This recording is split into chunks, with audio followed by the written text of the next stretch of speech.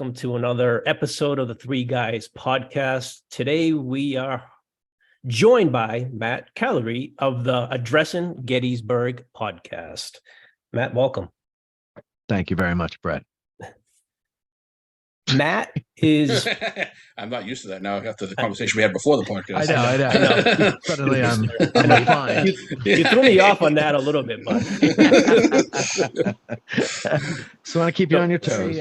It's very interesting, actually. And there's a show that we do every once in a while. I'll put requests out to our patrons, and I'll ask them to record 2 minutes on their phone and tell me and answer the question, why Gettysburg?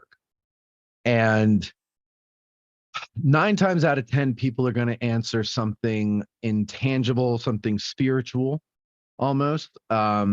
They don't know what it is. You know, it's just the feeling I get when I visit there. And I'll tell you, when I first came here, I came here on a field trip in high school. I was taking a military history course senior year, and our teacher did this every year. This is why I took the class, because I always thought it'd be cool to go here just for the field trip. But the class was fantastic. And we came down for a day trip from New Jersey. That's where I grew up.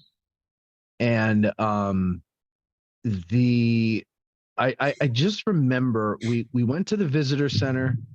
We picked up a guide. We didn't even get off the bus. We just picked up a guide. He got on the bus, and then we started to drive out to where the battle began. And for those of you who've been here, you'll know what I'm talking about. For those of you who haven't, just remember what I'm saying so that when you come and visit, you'll see what I saw.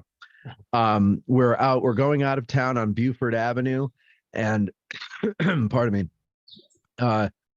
when you start to leave town, you hit Seminary Ridge.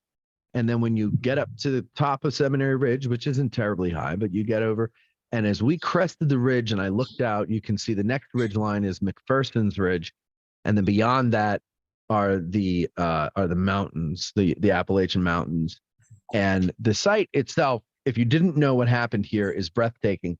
But because we had just watched the movie for several classes leading up to this trip, and on the bus on the way down, the movie was filmed in and around the area, the battlefield area.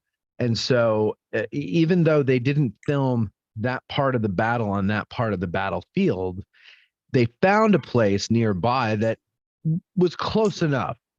And whatever, it made this connection in my head, and I got this like chill up and down my spine.